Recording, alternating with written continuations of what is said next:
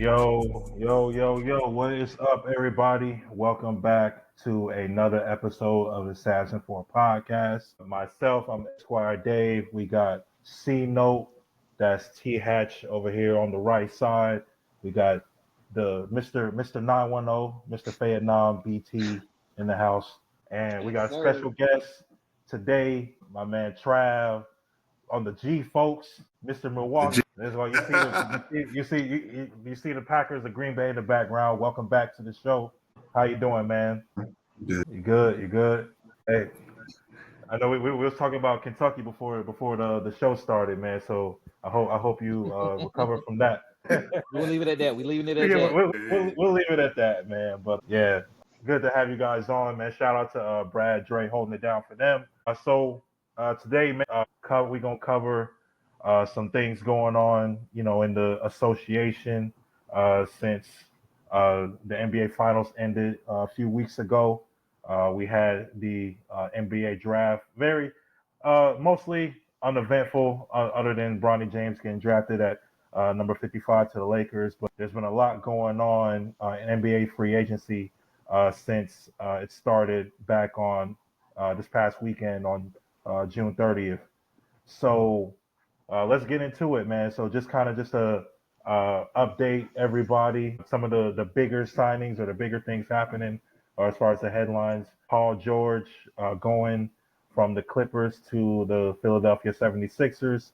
I believe 4 years, 212 million. Shortly after he got his deal, Tyrese Maxey got his extension. Philly has a big three now. Clay has left the Golden State Warriors. Like I said on the previous episode, I thought it was the last time we're gonna see Clay, Draymond, and Steph together. Things didn't go how they wanted to as far as like contract negotiations between the Warriors and Clay. We'll get into kind of how that went down, but Clay ends up uh, going on a sign and trade to the Dallas Mavericks, so he'll team up with Kyrie and Luca. Just as late as day, LeBron James signed a 2-year, $104 million deal to stay with the Lakers. What else been going on? You guys can call it out. You see, but those are some of the big free agency signings, or the kind of the biggest headlines in the association. Donovan Mitchell got 150 mil to stay with Cleveland. I don't know why they got a bunch of leaks over there, but it is what it is. Fellas, what are your thoughts on? Let's start with this Golden State situation. With Clay going to the Mavericks now, because to provide some context on that, this past year was a contract year for Clay. Statistically, this was his worst year of his career. Earlier in the season, the Warriors offered him 2 years, 48 million.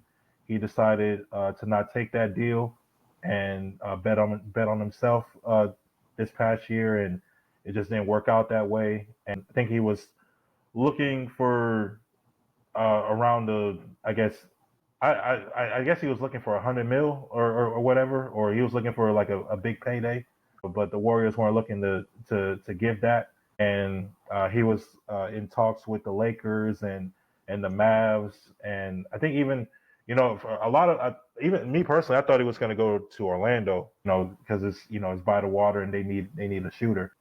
He ends up going to the Mavericks, and a lot. I guess the move makes sense because in the finals, Dallas shot I think 30% from three during the series. That is a needed help that Clay will provide them. But fellas, what is your take on not having this trio in Golden State anymore? Clay going on to Dallas, and what are your thoughts on the whole situation? Terrence, we can start with you. Yeah, I mean, my boy KD said, Clay was coming off a deal where he got paid like 4 years, 140, but he was out for 2 of those years. And some of the friction actually started when he came back in 2022. And, after Andrew Wiggins was their second best player, in that finals run, they extended Wiggins. They gave him a big contract. And like Clay just started feeling a type of way. And then, you have a rookie come in, I can't even say his name, but the white boy that they started at 2 that moved Clay to the bench. Yeah, Podzimski. Yeah, that was kind of like Clay took a type of way. He didn't really make much noise, through the press, but behind the scenes, as it's come out that Clay's antics kind of rubbed off on people the wrong way in that organization, behind the scenes. And this has been going on for a while. And I think I was watching something or I was listening to the radio and they said that it was around Christmas this past season where I think it was Brian Windhorst pretty much knew that Clay was out of there because Clay was like his body language was bad and he was talking about stuff and pretty much like the writing was been on the wall and his last game in the Warriors uniform he was 0 for 10. I think it was just time for a new start. Being in Dallas' system actually might help Clay because it's more isolation, but he's not going to have to move around as much. The Warriors, they run a lot of motion, so Clay's on the move a lot. There'll be less wear and tear on him throughout the season. Being in the isolation is kind of staying in the corner, catch and shoot, because Luka and Kyrie are going to do what they do, create in isolation. I think it's a good pickup for Dallas, but my only question with Dallas now is that perimeter defense. You trade Josh Green, who's one of your young athletes. You still have Hardy on the perimeter. You got Luka, you got Kyrie, and now you got Clay, who's older, not quite the same defender he's been since the injuries. That's going to be the question mark for Dallas coming on the perimeter. They're just going to get beat off the bounce, and then Lively's going to have to try to make up for it. This puts a lot of stress on your back end of the defense. So I don't know what Dallas is going to do as far as the perimeter defense. But as far as the other options, I mean, that's probably the best place for Clay situation money-wise. The Lakers offer 4 years, 80, but 3 years and 50 and 4 years 80, not really much difference when you factor in taxes and everything. And I don't think Clay wanted to be a Laker with everything going on. We'll talk about LeBron in a second, but I mean, the writing's been on the wall for Clay leaving Golden State for a minute. You can tell he was kind of unhappy.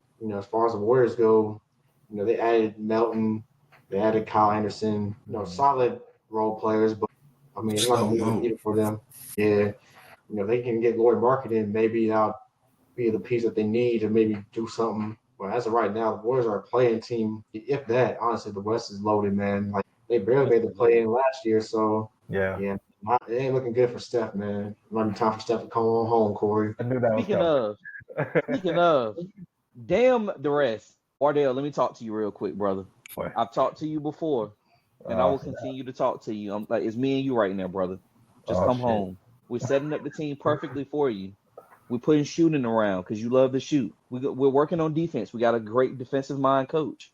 We're doing a lot of things, and this is for you. Your brother is there. Your father is still on commentary. A great family reunion. Come home, brother. That's all I got to say. The writing is on the wall. It's there. What do you need to make this happen?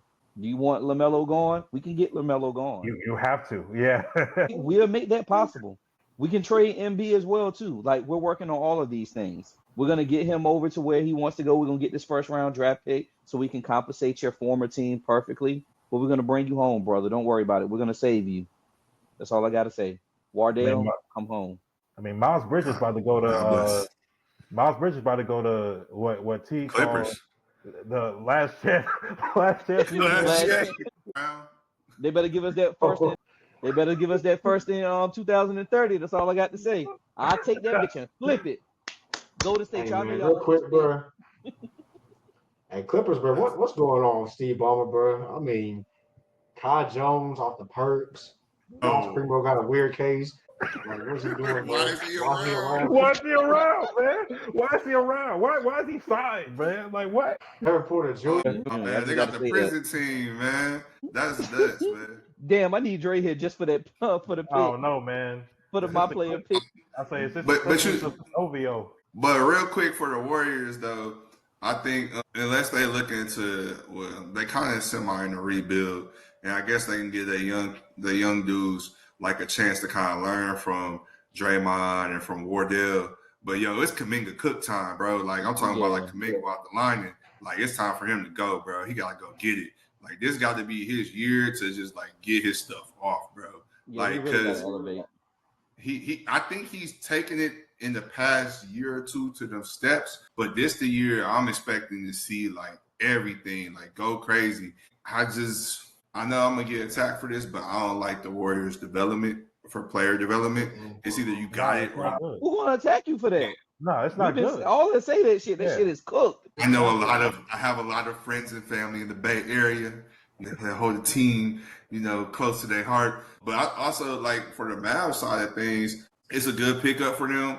And kind of to piggyback off of what T Hatch said, like, they don't got no defense. Like, they're about to be like the Indiana Pacers of the West. Like, they're just gonna have to run and gun you. Now, it is great for Luka because they don't have no corner dude. Like, God bless PJ for finding a jumper in his NBA career, but it's not as historically reliable as you would say at Klay Thompson.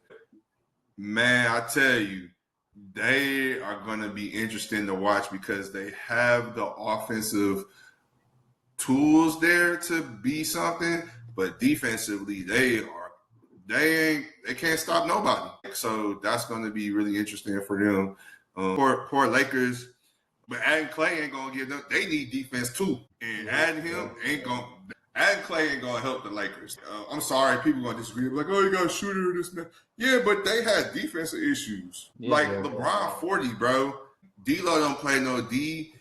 All you got pressure on Anthony Davis, and then Austin Reeves. He show up when he want to, and you saw how Hachimura I don't know where he went that last series. He gone. So I think he did what was the lesser of two evils, or three evils, to be honest. I feel it, yeah.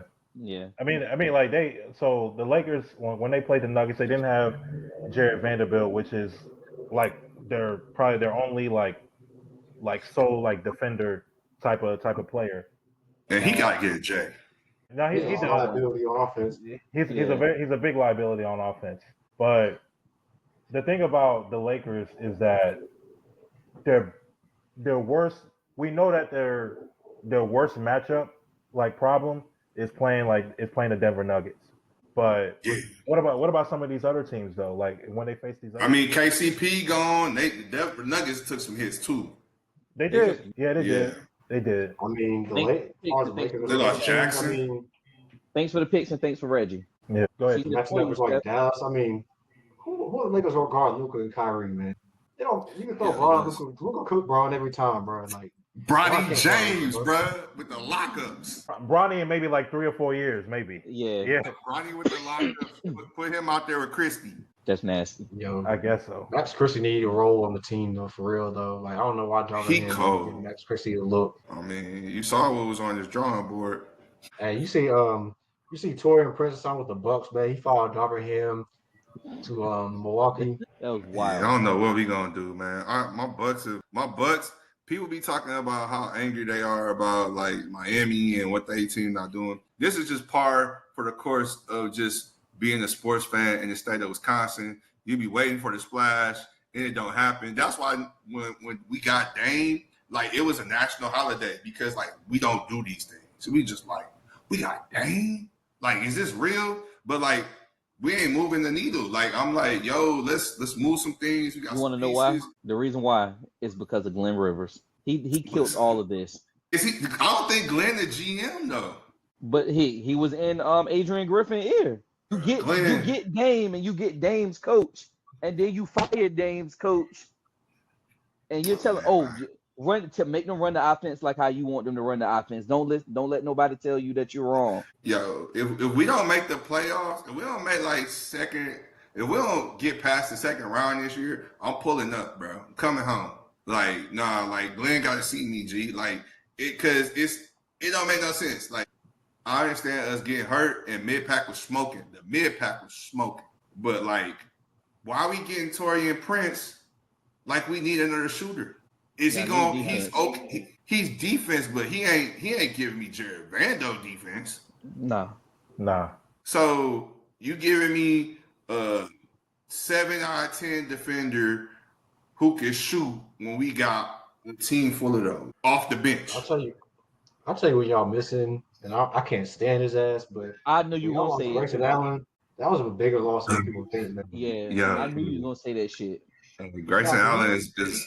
He was balling with us. Dirty work. Yeah, he do the dirty work. He played with edge.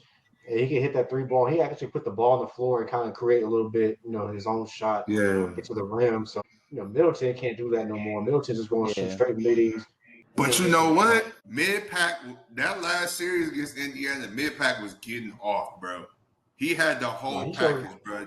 The mid-pack was smoking. Like it was going crazy, and you were seeing that bad. You were seeing them go to the cup, do some things in desperation, because we needed them. We had nobody else. Yeah. I'm about to say you didn't have Giannis or Dame like for 2 of those games. It's just not sustainable. Yeah, especially when he's coming off injury, ain't played that many minutes like that throughout the season. Truly, you guys should be a top 4 seed. But speaking of which, though, because let's look at the East real quick, right? With the Bucks having to contend against the Sixers that now have Paul George, Maxey, and Embiid, the Knicks just they even though Hartenstein just went to the OKC Thunder, they got Mikal Bridges in a crazy trade that messed up the market, right? And now they got the Villanova Knicks now, and then Indiana's there. Who Boston obviously is there. Boston just re-signed. Is Indiana really there? Yeah, that's what I'm saying. Is Indiana really there? I'm gonna be honest. I think Indiana is gonna regress. I really see them regressing this upcoming year. They have no defense. They just run up and down.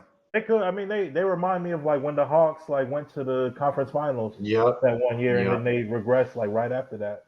So that is fair. But still, your Bucks got to deal with the Knicks, the Celtics, and the Sixers at the top. And the Heat. And you can't forget about Miami either. Yeah. Because although Pat Riley can't find nobody. Fight back, Godfather. Fight back. I mean, goodness gracious, you have all this the delightful scenery in Miami. You can't sell that shit. I don't think they're really trying to sell it. I think the thing with Miami, the Heat culture, I really think that they really believe in their system, their coach, their player development, whatever. But at the end of the day, you need dudes. They just Jimmy Butler is getting older, and they chirping that he might leave or they might trade him. They don't really believe in Jimmy Butler no more. He's not healthy. He don't take the regular season seriously. You hear all this stuff coming out about Jimmy Butler. He re-up Bam. For whatever reason, Tyler Hero has become public enemy number 1 in Miami. Yeah, I don't know why they hate my boy. I don't know. They trying to sign DeRozan. They trying to sign DeRozan, I guess. That's gonna be a floor spacing nightmare. I don't know why. I don't know why you're trying to get DeRozan. He's it's not a good fit. I mean, Trav, how will your Bucks be able to contend with those 3 or 4 teams at the top of the East? How will they be able to contend? I think health. I think if we stay healthy, and we stay in the middle of the pack, not like a 7, 8, 6 seed, but we 5 and up. I think we're good. I think we're in good contention because one of them dudes is going to be hurt. Joel Embiid is not going to be healthy a full season. He will get y'all to the 2 or 3 seed, but he will not be healthy. Paul George, we'll see. The only consistent thing you got there is Maxey. We'll see how that bench is, how deep they are, and the way they play. Now, that's my thing with Philly. Boston gonna be Boston. That's who I'm really worried about because Boston, they good, and then the other thing I worry about is when it comes to, like I said, I'm not really worried about the Pacers. The Heat always scare me because they just find a way to beat us. All right, so the Knicks. I really want to see how that works. I really want to see. I think it's a cool thing they got going on there. I just feel like when it comes down to it, when it comes to the realness, you're going to get the Bucks in Boston at the end of the day. Or it could be the Knicks in Boston at the end of the day. Philly don't scare me just because I know they won't be healthy. That's my rationale on things. That could be some homer talk, but I think a healthy Bucks team, we should be able to contend with them. The only team I think that I give with some trepidation would be the Knicks, just because they just look deep. Pause. They got a team just they can go down to the bench and they can just be like, all right, Julius Randle hurt, put in this dude, boom, boom. If they go ahead and use the bench too. Yeah, I'm gonna say Tom don't like using that bench. He don't, but he got so many players to choose from. That should that part.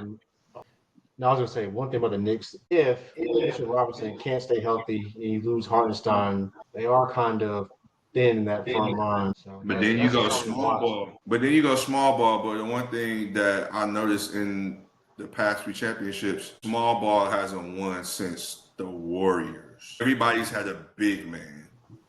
You see, a healthy Joker. Bucks team with I was going to say a healthy Bucks team with Giannis and Brook Lopez can punish the Knicks small ball lineup, or if Mitchell Robinson in foul trouble or injured. Because Randall can't guard Giannis. Randall gonna get cooked by Giannis, bro. Giannis gonna go right by him or right through Randall every single time, bro. So that's just something to watch as far as the Bucks and maybe like a healthy Philadelphia.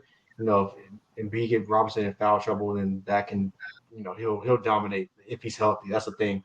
And the thing about the Bucks, people are sleeping on is Giannis hasn't been healthy the last 2 postseasons either. So you forget, last year they were the 1 seed in the East, and then Giannis got hurt, and then Miami just kind of got hot, and and then Giannis wasn't available this year. So hopefully they come up with some type of plan to keep Giannis healthy. Just the way that Giannis plays the game, he's getting older. You gotta protect the player from himself sometimes. You gotta not just to sit him out games, but watch his minutes throughout the season, and hopefully Dame and him get better chemistry, so Dame can pick up more of the slack, and Middleton can find a groove a little bit as well for your Bucks. But I think Milwaukee slept on, but the East is going to be kind of tough because it's very top heavy. You got 4 or 5 teams that are going to be really good, and then you got teams like Indiana and Cleveland that you can't sleep on. Like they're good, And but the Magic. Yeah, that's what I was about to say. Orlando is going to scare a lot of people. They're going to scare a lot of people. Magic might be up there. Magic might be the OKC of the East. Yeah, I see that. I can give you that. I can see that. Cause Paulo's a star in the making. I feel strongly about Franz Wagner. I think he's also a star in the making too. They got a good young core. They have an amazing young core. Yeah, they do. Jalen Suggs and then KCP just signed there. Yeah, Cole Anthony. I would say they probably had top 3 young core in the league right now. Behind OKC?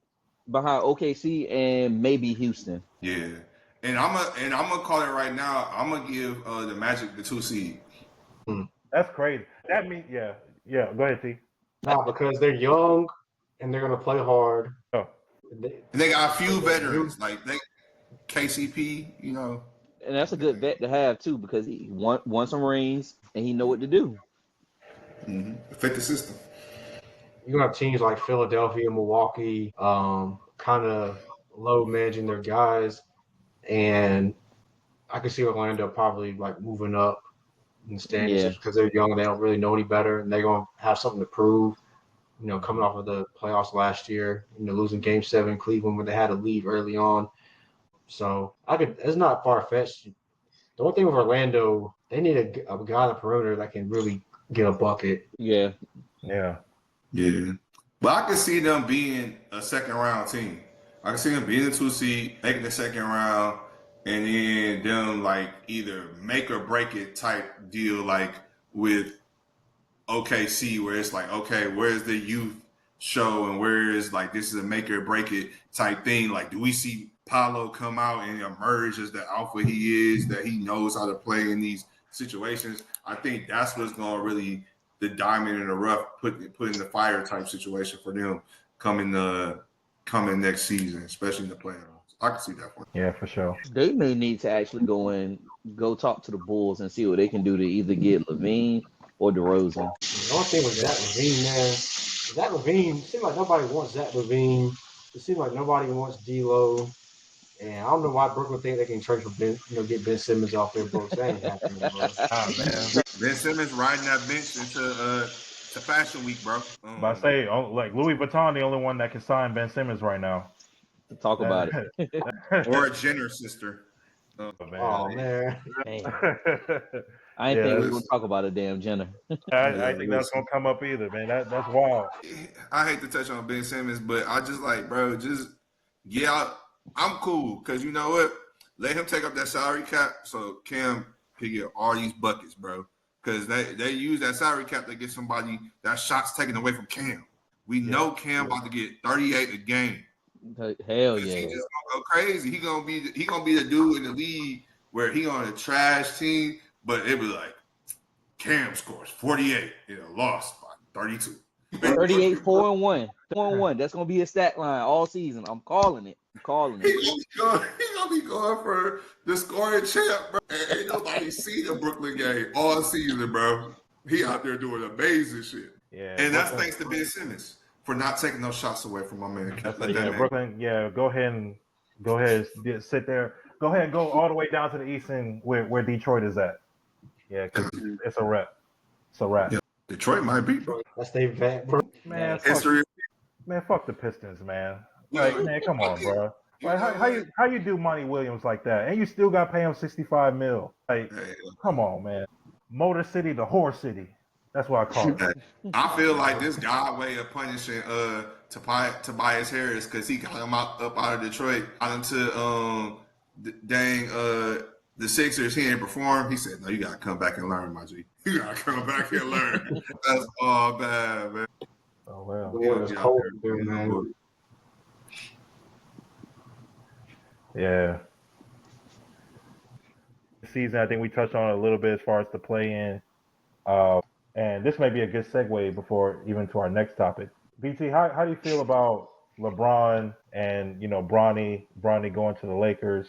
How do you feel about them possibly playing together this upcoming season and the ceiling for Bronny James? All right, so before I get started, I'm gonna say this one more time. I'm not a Lakers fan. I don't fuck with the Lakers. I'm a Bron fan. Amen. My team is the Hornets. Get that shit off, BT. Yeah, stand on business about that. Yeah, get that shit off, my boy. Yeah, stand on business about it. You can't find a tweet or a Facebook post of me ever saying "Go Lakers." That shit don't exist. Okay, not a Lakers. Get off, my boy. Get that shit off. Yeah, but I think it's dope to see Bron and Bronny play together. It's never been done in basketball before. It's been done in baseball with the Griffeys. So I think it's dope to see that father-son combination in the NBA. I know that was one of Bron goals, a couple of years ago he said it. As far as LeBron signing back with the Lakers, I'm not surprised. Once they drafted Bronny, it was a no-brainer. Mm-hmm. He tried to get him a little bit of leeway to sign some players, not taking the max. The front office, once again, butchered that. Yeah. They had to give my dog the max, you know what I'm saying? He deserved the max, $52 million a year for 2 years. He deserved that. I think Bronny. No. You think? Yeah, go ahead. No, I think as far as Bronny expectations this year, I see him in the G League most of the year, trying to get his footing. We all know he had that condition that happened last year that was very unfortunate. So he got off to a slow start in college. You know what I'm saying? So his numbers was looking kind of bad in college because he couldn't practice. He had to get cleared, and when he finally was able to play games, USC was trash. You know what I'm saying? So the numbers didn't look good. He was averaged 4 and 2, I think. About 5 points, 3 rebounds, or whatever. Yeah. Yeah. So I think the G League is gonna be where he steps up at. He might get a couple of games here and there, in the regular season, but I really see him in the G League. Yeah, and it's quite a shame for the Lakers front office because all LeBron wanted for them was to get quote unquote an impact player. Yep. Not even like it wasn't trying to go get Paul George or go get.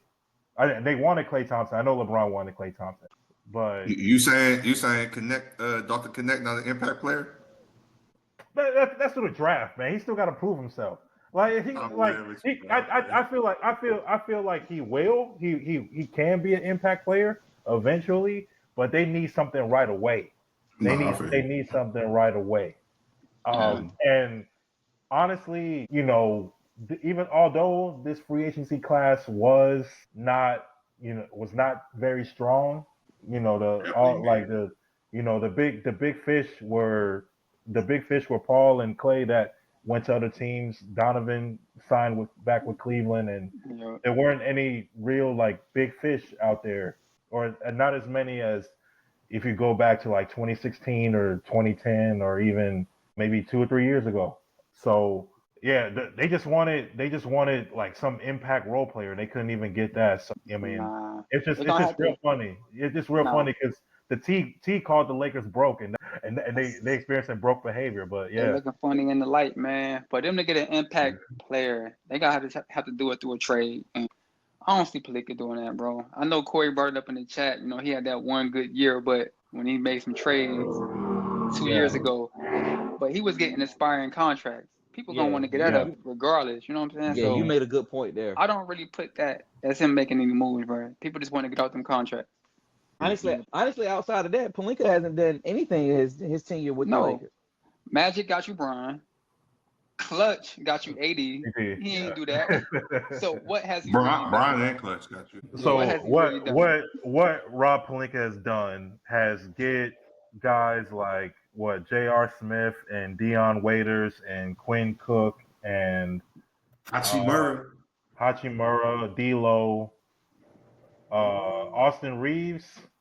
He drafted Austin Reeves. I can give him that. I can give him that. And he was undrafted. Christie. Austin Reeves was undrafted, so that was a good sign. Yeah, Christie. Malik Monk, fam. He got Malik Monk. But then he let him go. But they let him go. He didn't even get Austin Reeves. Austin Reeves wanted to play for the Lakers, so he went to them. So listen, Austin Reeves told teams don't sign him because he wanted to go to the Lakers. So that's not him getting. That was a layup. But listen, Malik Monk was trying to stay with the Lakers. I don't know what happened with that contract negotiation. Yeah. So he went to SAC. He let him go. He didn't want to pay him. Yeah. Just like it was almost $6 million a year. Just like Pelinka had Alex Caruso. My goat. Didn't want to pay him. Broke up a championship team. My white goat. But before the injury, and people forget this, Lonzo Ball was like one of the best like young like two-way type of guards in the league. I thought, although he wasn't like a guy that's like can score the ball, but he's a really good on-ball defender. Before the injury, we got to see what he looks like. I still never liked this game, though. But Rob Pelinka let him go, and you can say that was the right choice because of that was for AD though. 2 seasons. Yeah, it was for AD, and he and Bi was also part of that too. Bi and Josh Hart. Josh Hart, yeah. So he had Kuz. Yo, and the Magic era is still wild to me. The fact that the dude chose Alonzo Ball over everybody. Literally, he could have had De'Aaron Fox, bro, and Jason Tatum. That's why he quit the way he did, bro. He was like, "Oh, he messed up. He got Brian." He said, "That's all I can do." So I know how to be honest. And I said this the other day too. I think there's a lot going on in that front office that we don't know about, and that's why a lot of players don't want to go over there. Like I know people like the LeBron haters gonna try to say LeBron this and LeBron that. That's why players don't want to go there. But nah, I think it's something deeper than that. I think it's something much deeper than that. Like LeBron doing everything that he can. The players in the league love Bron. It's something going on with Rob Pelinka, something going on with Jeannie Buss. There's something going on with that dynamic that's not attracting a lot of players. The Dallas Cowboys of the NBA. Yeah. It's a lot of heat over there. It's always that's the team. Everybody you talk to, I'm a Lakers fan. I'm like Kobe. Boom, boom. Just like you do with the Cowboys. But at the same time, like outside of them Kobe years and that Bron chip, like what have they done? What have they provided or given to the culture besides, living off their legacy? So in Rob Pelinka, I just feel like he does just enough not to get fired. He does enough just for during the trade time to make some moves just so people could just be like, yo, the Lakers have made moves. We'll see how it goes. Boom, boom. And it doesn't turn out well. Yeah. I want to go back to something that T said I think it was last episode about the Lakers. And, I think it's just as simple as that. It's a family business over there. And a lot of times, like, players, when you're trying to attract players don't want to enter something in which they have to, like, fit inside of a, kind of a loop that is already closed off to them. So, I mean, the Lakers essentially is a family business. Like a lot of, well, not a lot, but I know some organizations kind of like have that legacy, like a la the Cowboys. But yeah, I mean, I think just players don't want to be part of that. They don't want to be part of that mess. It's just like it's just like for a period of time, like players didn't want to go to the Knicks because of just the dysfunction in the front office. So I think it's kind of the same thing. Yeah. Not only that, Braun got 1-2 years left. So what does life after Braun look like? Like, what is that going to look like for the Lakers? What's life in LA going to look like after LeBron? How much more prime AD do you really have? Yeah, he was relatively healthy last season, but is that going to be the norm moving forward? Or is that going to be an anomaly moving forward? So playing with LeBron is hard because guys know that when the Lakers win, LeBron's going to get the credit. When they lose, everybody else gets the blame. Yeah. It is what it is. That's GOAT life. That's GOAT life. That's kind of like how it goes. But like I said, go ahead. No, I was gonna say then when you factor in the Laker fan base on top of that, man, I've sat in some of the Laker spaces, bro. They are one of the most toxic fan bases in all of sports, bro. The fan base is what kind of makes it kind of hard, I guess, and even the work or play there would probably make it pretty hard because we all seen them fans. If you've been to a Laker game and they win a regular season game and they out in the arena by the hot dog stand cheering like they just won the 18th ring, you like, bro, man, y'all won by 5, bro, against like Minnesota. Like, come on, bro, like you got chill. Like it's not that deep. So fan base don't help. Sure. All right, man. We touched on some young talent a little bit. Let's just talk about transition over to the NBA draft. And to me, my nickname for this draft is French fries because all I saw is a bunch of French dudes just get drafted throughout this draft or whatever. I can't even pronounce like the dude that went number 1, Zachary Rasacher. But yeah, but to recap a little bit, Zachary Rasache went number 1 to the Hawks. Alex Sarr went to the Wizards. Trash boy Reed Shepard went to the Rockets. My guy Stephon Castle went to the Spurs to go play with Wemby. Unfortunately, he got to go play with Chris Paul, but that's not my problem. Ron Holland, Pistons. It's got damn. I can't say dude name either, bro. Don't worry. Oh yeah, don't worry about it. Another French nigga. Another French nigga. Another French nigga. Golly. My name Salon or whatever. Salon. Golly. I just like teasers. Names we'll never hear of again. Adam Silver, what the fuck have you done? Yeah. Well ass. Hey man, hey Corey, man, don't get us banned in outside the U.S. Bro. Hey, you right. Hey, no, fuck that. Tomorrow Independence Day. Go ahead. Fuck you, man. Adam Silver. First and foremost, tomorrow Independence Day. That's for America. Not for this shit that you're trying to pull with this for America. Not for this shit that you're trying to pull with the NBA. This shit gotta stop. We can't even pronounce motherfuckers' names no more. That's what you do, Jasper Sitwell? No, let me chill. Let's round out the lottery real quick. My man Klingon went to the Trailblazers. Rob got drafted. Rob got traded to the Timberwolves from the Spurs. Zach Edey cracked the top 10, went to Memphis. That's gonna be crazy. CMG Zach, man, that's loading. Cody Williams to the Jazz. Yeah, Zach Edey is a 7-foot June child, bro. Yo, this dude gonna be out in Memphis, bro, with Goofy Morant. This is gonna be hilarious. That's gonna be interesting, man. But Matas Buzelis went to the Bulls. I thought he would go to the Hornets, but I didn't see that picture. He went to his home team. Yeah, from Chicago. True. First round, Jared McCain, Sixers. Dalton Connect went to the Lakers. Raptors drafted Jacoby Walter. That was a nice pick for whatever we can get at 19. Who else? Aaron Shannon Jr. went to the Timberwolves. That was an interesting pickup. Zaire Carr went to the Jazz, and obviously in the second round there were some solid pickups in the second round. Kyle Filipowski, Jazz. Somebody free Kyle Phil, bro. The hell? Yeah, you heard that story? Yeah, that story is nuts. That story is nuts, man. Not my problem. Not my problem.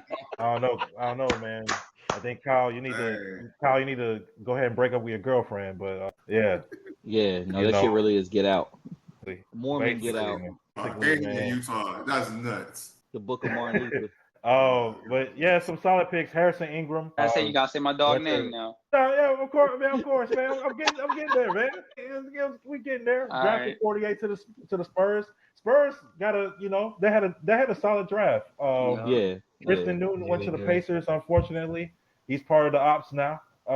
And then obviously the headline of the second draft was Bronny James going to the Lakers. Fellas, what were some pick? What was the pick that you liked the most and one that you liked the least? BT, we'll start with you. Shit, the pick I liked the most was Harrison Ingram getting picked. You know what I'm saying? That's what you want to see right there. Yeah. You know, I don't really care too much about the Spurs, but the pick that I like the least, I'm gonna be petty. It's gonna be McCain going first round to the Sixers. You know what I'm saying? That fan basically gonna tear him up, The bro. boy can hoop though, man. He just funny, man. He can hoop though. Let him have one No, bad he game, got bro. screwed. Yeah. It's gonna be some F words. It ain't gonna be the 4-letter word either. Nope. Hey, that's gonna be preseason. Bro. First game of summer league, man, like they did Wemby and B Miller. Yeah, yeah. So, okay, that's the pick you like the least. Okay. Yeah. All right, Trav, what about you? Pick I like the least is like the first one. Like I don't even know who that dude is. I heard he cookies. So like, like we ain't never gonna hear from him. What are we doing? Oh shit. The one I like the most is like all my Kentucky guys, like Antonio Reeves. You gotta pick one, bro. You gotta pick one. But you know what? All can't, bro. I like them. I like all my Kentucky picks, bro. And that's because I think they're good fits, man. Especially that Rob Dillingham with Ant-Man. I like that. Nasty work, like bro. That's that. gonna be nasty. I like that. That's gonna be crazy. Yeah. Okay. T, what about you? I mean, Rob Dillingham to Minnesota is about as perfect a draft pick as you can have. You know, basically, that's exactly what Minnesota needs. They need another bucket getter because when the game slows down, you know, Ant-Man can get his, but who else can really create their own offense, bro? Like, Cat want to be a guard, but you're 7 feet, bro. When you got a 6'7" PJ Washington, bro, you gotta take him to the block, bro. But getting Rob Dillingham is perfect because he can get his own bucket. He's gonna come in and kind of be like a Malik Monk type of Lou Williams type of guy for them that can really just come in and just do what he do, and that's get buckets. Because when you have the defenders that Minnesota has, you know, people question Dillingham defense, his size, whatever. But when you have Ant-Man and McDaniels and obviously, you know, their front line, you can make up for Rob Dillingham's deficiencies on the defensive end. Plus, it gives you something on offense that Mike Conley can't give you anymore, or some of the other guys aren't dependable. So that was a home run pick. They didn't really have to give up much to get Rob, you know, move up. The pick that I like the least, I'm gonna say Jared McCain. It's not his game, but his antics, that ain't gonna fly in Philadelphia, bro. I'm telling you, bro. You better play well. I think he is what they need, a guy that can shoot. He can definitely shoot the ball. He can score. He'll add some depth to their bench, but if he doesn't play well, he's gonna be public enemy number one in that city. He definitely would. Yeah, I feel you. All right, Corey, what about you? We talked about Rob a bit, so I'm just gonna be a homer for a second, and I'm actually gonna say Jay Simpson. I actually like him for us because that's some 3-point shooting that we absolutely needed. Looking it up, he was shooting 43% from three last year. That's amazing. 47% from the field, incredible. We definitely need that. Hopefully, we can allow that to transition over to the pros. He's gonna be a good backup. I can see some lineups where a small ball lineup with him and NS Smith. Not NSJ, my apologies. So I'm very excited about that. The pick that I didn't like, I didn't like at all, was someone who didn't even get picked, but I did like where he signed to undrafted. It was Jack Golke. We remember him. Yeah. My bad. That's so petty. My bad. But no, actually, I like Buddy. And then on top of that, going to OKC, I feel like is the perfect pick, perfect place for him because he's going to be able to not express himself, but actually play his game. Also, he's probably going to end up being in the summer league on top of that too. So being in the summer league, that's going to allow you to hone in on your skills and become a little bit better. We've seen the type of clip that guy has, so we can only imagine how it's going to look in G League and hopefully if he makes it up to the NBA. Yeah, coming off. Yeah, go ahead. I like it was a risk, but I like what Charlotte did at 6 because in the draft that's bad. You take the youngest player in the draft, 6'10", long arms, decent shooter, still raw, but if he can put the ball on the floor, learn the NBA game, he plays with a lot of effort and energy, so you can't question his motor, which is a plus. So he'll come in and contribute just on the defensive end with his length and give you some points just off a hustle for now. But if he actually develops into something, that's the type of pick 2, 3, 4 years down the road that could be still in the draft. And Charlotte's played it safe too many times, taking 4-year college players out of the Big Ten or don't get me started on that shit. know, Who they took that 1 year, bro? The buddy from Wisconsin. Tank, the fucking Tank. Frank Kaminsky. Yeah. I was hurt. I hated that fucking pick with a passion. I was hurt. Booker, bro. Yeah, I'm about to say, over Booker and Bill. Was it Bill too? No, not Bill. I'm gonna keep it. I'm gonna keep it tall. I didn't like the MB pick at first either. I did not like the MB pick at first.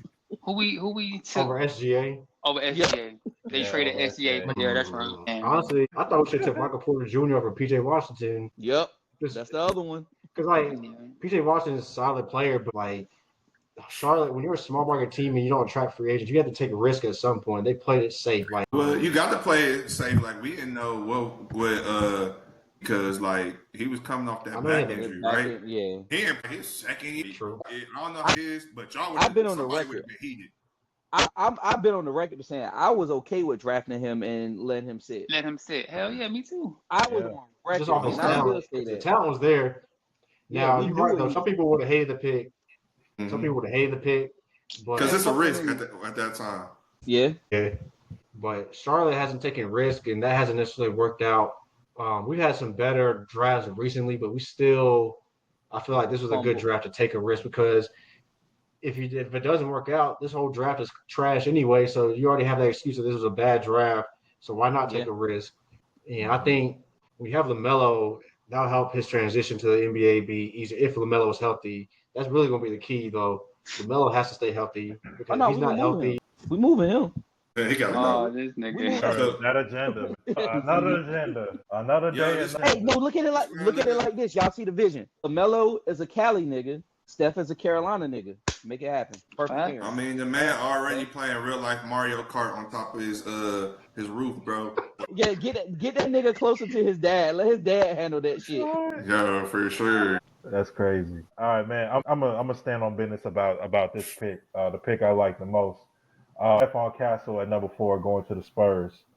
Yeah, we knew that shit was coming. Yeah, I think I knew, but I wanted to say this because I was thinking about this earlier. I feel like with what the Spurs have in place now, with obviously Wemby, Harrison Ingram, I think it's going to be a solid pickup and into the rotation by the time we get to the second half of the season.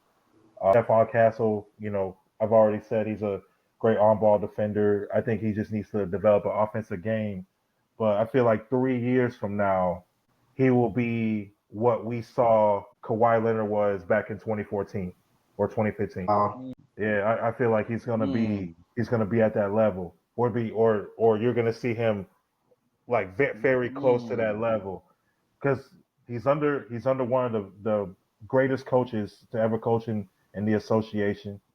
That offensive game is gonna develop. I think he has the right people around him, and we don't like Chris Paul. This is not a Chris Paul friendly podcast, but what do we know about him when he's been in situations where he's been like the oldest guy on the team and he's been the guy like around a bunch of young players, the team does really well. Like go back to what we saw when they sent him from the Clippers to OKC. We thought they sent him to Siberia. That team ended up making the playoffs and losing in 7 to the Rockets. When he went to Phoenix, yeah, they had Devin Booker, DeAndre Ayton, and Mikal Bridges already, but look how that team was. They were 2 games away from winning a championship. So look at how he was able to help those guys. So I feel like this situation with the Spurs, don't be surprised if the Spurs are the same way like the Rockets were this past year and fighting to get into the play-in. I think they can possibly be fighting for that 10 seed. So that's how I feel about. Yeah, I'm gonna be honest. And I was just sitting here thinking about this, and if somebody was talking, I apologize for cutting you off. But we all can feel about Chris Paul like how we do feel, but that may have been the perfect pickup for the Spurs. Like you get a point guard who's gonna be a fucking point guard for Wemby. Only thing Wemby is gonna need is for somebody to throw it up. And what is Chris Paul known for?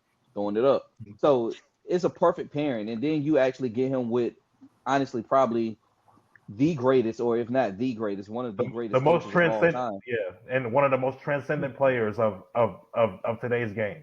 You know, So it's a lot of good stuff that's going on in San Antonio. Adam Silver wanted to make sure that he looked out for the Spurs. I definitely believe that because that's all. The agenda. hey, Spurs been down Yeah. for too long, man. So you got to make them come back. I don't know how many more years Pop got, bro.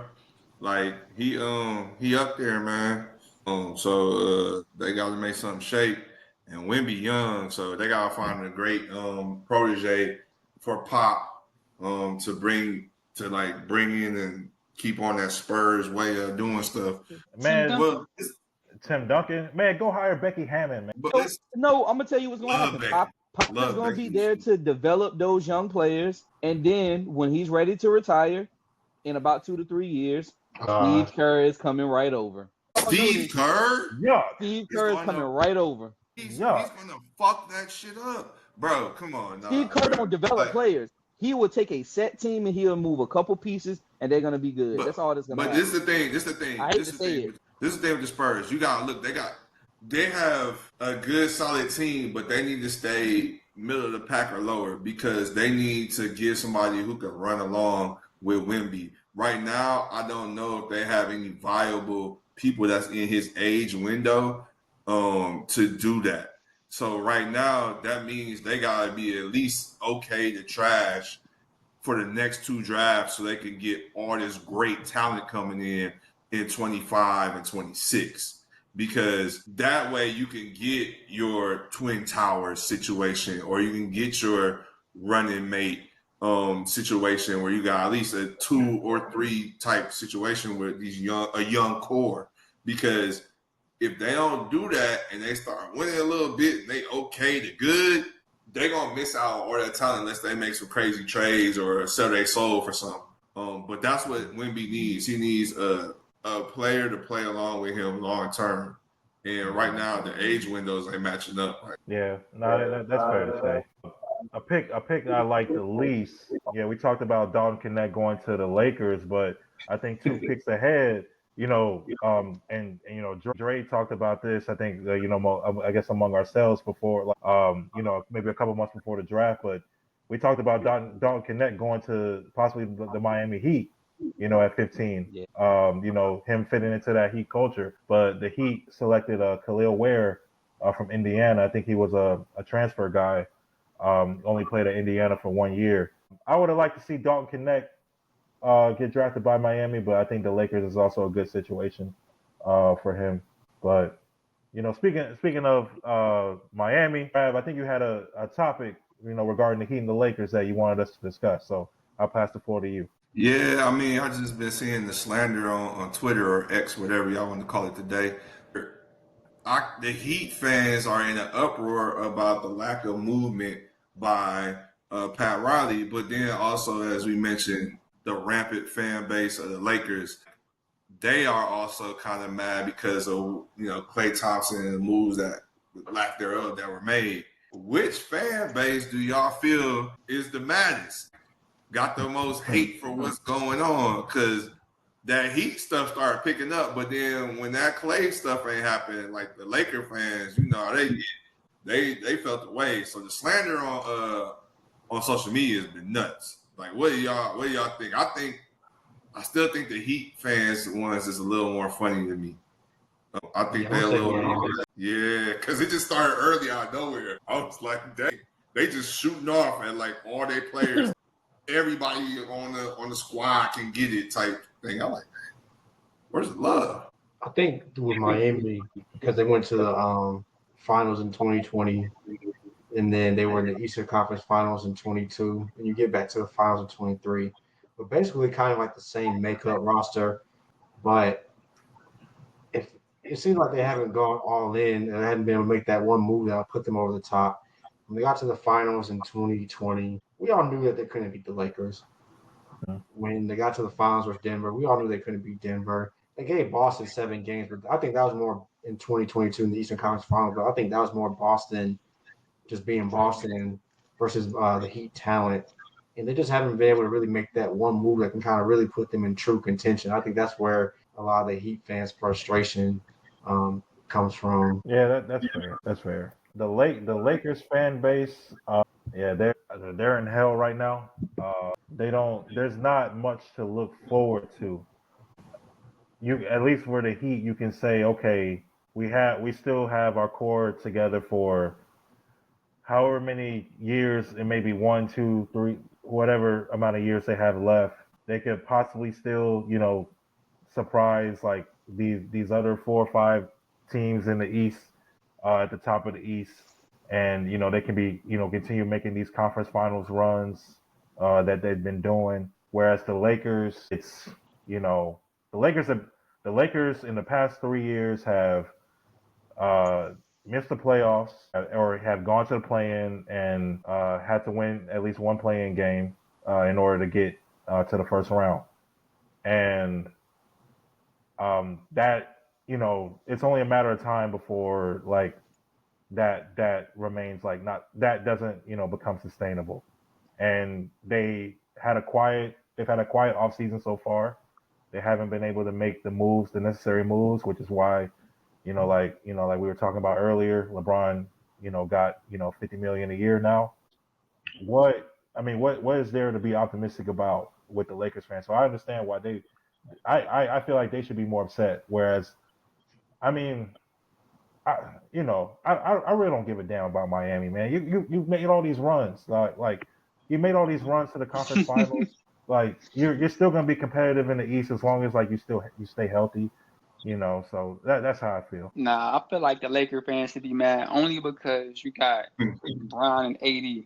AD is in his prime, and Bron's still balling like he in his prime, even though he about to be 40. So I feel like the Lakers didn't maximize that opportunity. You know what I'm saying? I think, not saying they could beat any team in the West, but I feel like they can give teams in the West some good bump besides Denver. Denver just a bad matchup for them. Mm-hmm. But I think any other team, Lakers can give some good bump to. So I feel like the Lakers fans should definitely be mad. You know what I'm saying? Because you just wasting the rest of Bron's career and you wasting AD's prime. And then another thing, like AD played like 70 games last year, bro. When's the last time he played 60 games? The nigga played Man, 70 games you last you year, got you dog. gotta go back to 2020 probably. And you wasting Yeah. that, bro. He So, gave you all he got. His yeah, this frail nigga body. played 70 games, dog. Like that shit just don't happen. So yeah. That's fair because yeah, the Nuggets are a bad matchup for them. I mean, if they had played like OKC or maybe Minnesota, Minnesota, possibly yeah. the Clippers, possibly, but I don't. Yeah, I think I don't know. they could have beat Phoenix soon just because of the size difference, Pause. Yeah, Yeah. yeah, it could have been. So Yeah, that could be Phoenix. yeah, Nah, I agree Yeah. as well. It's the Lakers. They have the fan base should be the most upset with them. Just like how BT said, like you got AD and you got Brian. You should be able to successfully build around them a whole lot better. But it comes back to how we said earlier, Rob Pelinka. Rob Pelinka really hasn't done shit since he been there. Like he didn't do any of this. Like you lucked up into a lot of different good situations. You lucked up into a ring. To be completely honest with you, that was none of your doing.